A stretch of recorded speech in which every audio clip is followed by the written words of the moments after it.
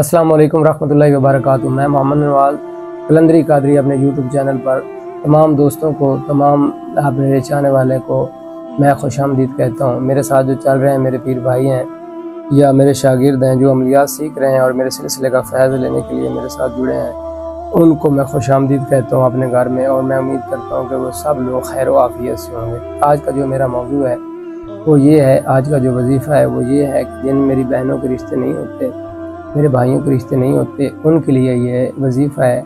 और इस तरीके के साथ, बताए हुए अमल के साथ पैरा अमल हों और ये पढ़ें और ये अमल करें, इंशाअल्लाह उनके रिश्ते हो जाएंगे। रिश्ते ना होने की वजह क्या है? ना होने की वजह ये है कि बंदिश लगा दी जाती है।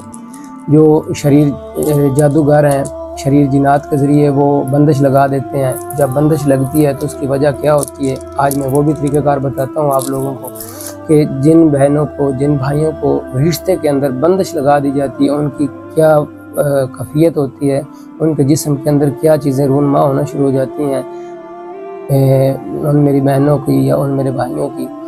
जब ये चीज़ें महसूस करें कि हमारे साथ ये मामलात हो रहे हैं, तो ये चीज़ें मैचिंग है जो मैं बता रहा हूँ, तो आपको यकीन कर लेना चाहिए कि आपको बंदिश लगा दी गई है, जिसकी वजह से आपके रिश्ते नहीं होते या आपके मामलात ख़राब हैं।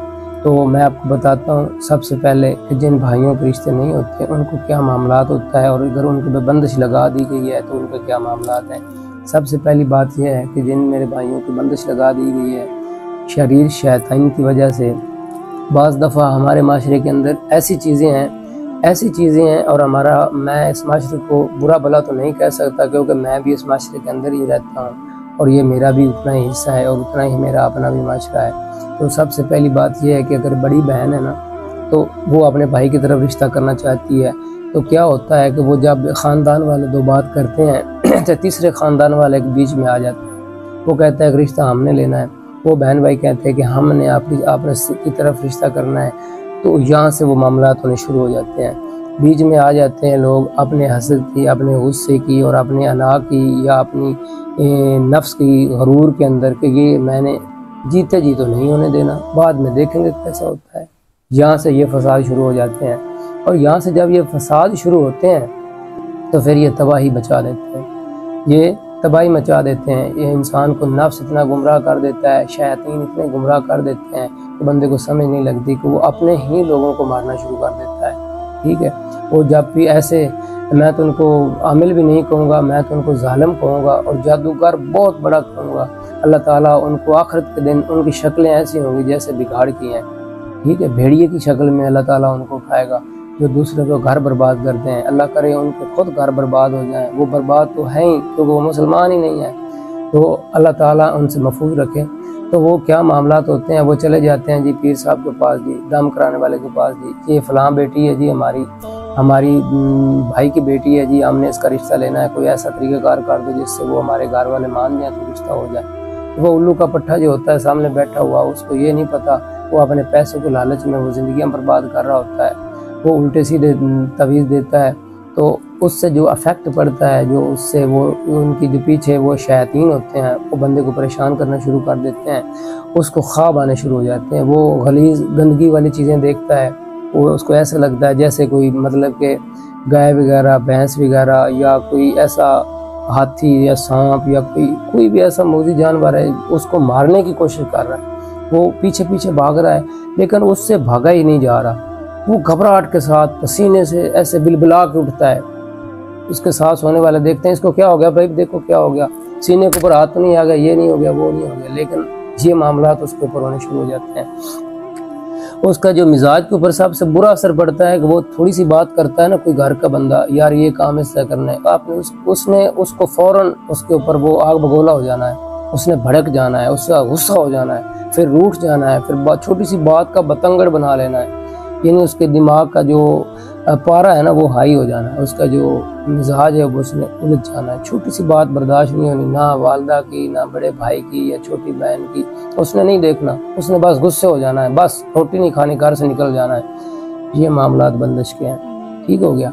उसको जब वो सुबह उठता है ना बंदा, जिनको ये मामलात होते हैं, तो उसको ऐसा महसूस होता है जिसने उसको ना इतना किसी ने मारा है, इतना उसका जिस्म टूटा पड़ा होता है, उसको उठने की ताकत नहीं होती जिस्म के अंदर।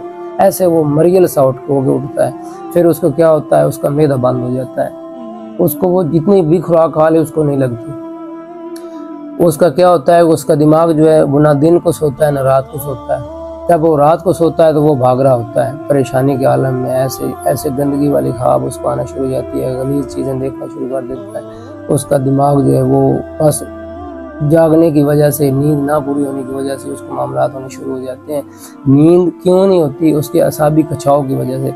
जब भी कोई जादू होता है तो सबसे पहले जो जादू का अफेक्ट होता है उसके असाब के ऊपर होता है। यही चीज़ें मेरी बहनों के ऊपर हो जाती हैं, उनके बाल गिरने शुरू हो जाते हैं, आंखों के नीचे स्याह हल्के पड़ने शुरू हो जाते हैं, और वो क्या कहते हैं, डॉक्टर के पास जाते हैं, हकीम के पास कह जाते हैं इसको भाई खून की कमी हो गई है, इसके मैदे में गर्मी हो गई है, और उसके मैदे की वजह से जनाब इसके हल्के पड़ गए हैं, उसकी नींद पूरी नहीं हो रही। नहीं, ये उस वजह से नहीं होते, ये होते हैं बंदिश की वजह से। और बाज़ दफ़ा रिश्तेदार नाम ही बंदिश कराए ना, तो औरतों को मैंने पिछली वीडियो जो बंदिश के ऊपर बनाई है उसके ऊपर मैं बड़ी तफसील के साथ बताया है कि औरतों के ऊपर बंदिश किस तरह लगती है और शैतान किस तरह लगाते हैं। ये मैंने एपिसोड पिछला बनाया है, आप बेशक वो सुन लेना, उसके बाद तफसील के साथ आपको पता चल जाएगा कि ये लोग किस तरह ये मामला करते हैं। औरतों के हार्मोन डिस्टर्ब हो जाते हैं। हार्मोन जब डिस्टर्ब हो जाते हैं तो जिस्मानी फिजिकल उसके जो जिस्म के हिस्से हैं वो डिफेक्ट होना शुरू हो जाते हैं, उनमें फॉल्ट आना शुरू हो जाता है, उसकी नींद पूरी नहीं होती, उसको ये कंधे होते हैं ना, ये कंधे वाले ये जोड़ ये भारी हो जाते हैं, उनमें इतना दर्द होता है। और जब 3-4 का टाइम आता है ना दिन का, तो उनके ये दोनों साइडों पे दर्द होना शुरू हो जाती है, या जो पिंडलियां हैं यहाँ पे दर्द होना शुरू हो जाती है। हाथों पाँव की जो तलियां हैं ना ये वाली, इनमें से गर्मी हीट ऐसे निकलना शुरू हो जाती है। ठीक है, उसको खाना हजम नहीं होता, उसका जिस्म ऐसे जैसे सुइयाँ चुभती हैं। और सबसे बुरी पहले जो नाकाबिले बर्दाश्त चीज़ है ना वो घबराहट तलखी है। उसको अजीब किस्म की सोचों ने उसको परेशान करना शुरू कर देना होता है, जो जिनके साथ उसका कोई लेना देना ही नहीं है। वो दिमाग पे ऐसे हैवी हो जाती हैं कि वो जब बंदा रात को चारपाई के ऊपर जाता है या बेड के ऊपर जाता है तो वो दिमाग जो वो चल रहा होता है, वो दिमाग घुमा घुमा के पता चलता है सुबह हो गई है, उसको इतनी भी होश नहीं होती कि सुबह होगी कैसे, उसको नींद ही नहीं आती, वो सोचों में उलझ जाता है। ये सारे मामलात होते हैं बंदिश की वजह से, जादू की वजह से। ये जो लोग जिनका बेड़ा ख़राब हो, खाना ख़राब हो, ये लोग ये पैसों की लालच में आ गए, ये लोगों की ज़िंदगियाँ बर्बाद कर रहे हैं, माशरे बर्बाद कर रहे हैं। लेकिन लोगों ने ये खुफिया हथियार बनाया हुआ है कि हम बज़ाहिर तो किसी का कुछ बिगाड़ नहीं सकते, इस तरीके से करें, इनको परेशान करें।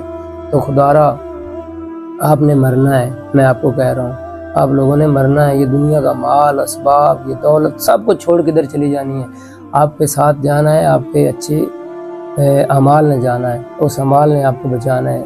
कोई भी आपको बचा नहीं सकता। आपको पता चलेगा कि आपने किस किस तरह लोगों के साथ ज्यादतियाँ की हैं। ठीक है, तो जब बंदा किसी के साथ ज्यादती करता है तो उसकी नमाज भी कबूल नहीं होती, उसकी इबादत भी कबूल नहीं होती। फरिश्ते उसके मुंह के ऊपर मारते हैं, ले जा अपनी नमाज और अपने रोजे और अपनी ज़कात और अपने पैसे सब ले जा, हमें नहीं चाहिए। अल्लाह कहता है ले जा वापस हर चीज़। आप किसी मजलूम के साथ ज्यादती करते हैं, जो मामलात करते हैं, तो इस तरह चीज़ें नहीं होती। तो मेरे भाई, जिन मेरी बहनों को, जिन मेरे भाइयों को रिश्ते नहीं होते या ये बंदिश की वजह से ये मामलात हैं, वो गौर से सुन लें। मैंने पिछली वीडियो के अंदर बताया है एक रूहानी गुस्ल के ऊपर, इनकी मेरी वीडियो है, वो वीडियो सुने। आपने उस तरीके के साथ गुस्ल करना है। ठीक है, गुस्ल करने के बाद सूरत तारक की आखिरी जो आयात हैं 14, 15 और 16 ये आपने पढ़नी है। पानी के ऊपर पढ़ लें, पानी को दम कर लें, 110 दफ़ा इसकी तस्बीह पढ़ लें। ठीक है, तो पानी दम कर लें, बेर के पत्ते जो गुस्ल के तरीक़ेकार के मुताबिक हैं वो करें, और इस तरीके के साथ करें तो इंशाल्लाह उनकी बंदिश ख़त्म हो जाएगी। फिर ये जो अपनी कसरत के साथ इस सूरत तारक की आखिरी जो आयात मुबारक हैं इनको विरद में रखें, इंशाल्लाह आपकी बंदिश ख़त्म हो जाएगी, नज़र-ए-बद जो है वो दूर हो जाएगी, तो आपका रिश्ते जो है वो आने शुरू हो जाएंगे। और बाज़ दफ़ा जिन लोगों के रिश्ते हो जाते हैं तो वो 2 महीने 3 महीने बाद चलती है, उसके बाद वो मंगनी ख़त्म हो जाती है, लड़ाई झगड़े शुरू हो जाते हैं, जो सामान दिया होता है वो भी वापस ले रहा होता है, ये भी वापस ले रहा होता है, और दिल में इस तरह के मामलात आने शुरू हो जाते हैं। पहले बंदा बिल्कुल ठीक होता है, बड़ी मोहब्बत के साथ सारे काम तय पाते हैं, और बाद में छोटी सी बात का बतंगड़ बना के सब कुछ बर्बाद हो जाता है। तो सोचें इतनी बात का नहीं होता, उसके पीछे यही लोग कार फरमा होते हैं, यही लोगों की कारस्तानियाँ शैतानियाँ कार फरमा होती हैं, जो भी इस तरह के मामलात करते हैं। तो ये भी चीज़ इसके हिस्से में आती है। तो आप यकीन करो, इस तरीके के साथ कुरान मजीद को इस्तेमाल करो, पढ़ो, ठीक है, तो इंशाल्लाह आप मुस्तफ़ीद होंगे। ये वीडियो ज़रूर देखो और दूसरों तक शेयर करो ताकि दूसरों का भी फ़ायदा हो। आपका कोई पैसा नहीं लगना, आपका कुछ नहीं होना, सिर्फ आपने एक बटन लगाना है तो दूसरों के पास चली जानी है। देखें, आपकी एक छोटी सी एक बटन दबाने से अगर किसी का भला होता है तो आप ज़रूर करें। अस्सलामु अलैकुम रहमतुल्लाहि व बरकातहू।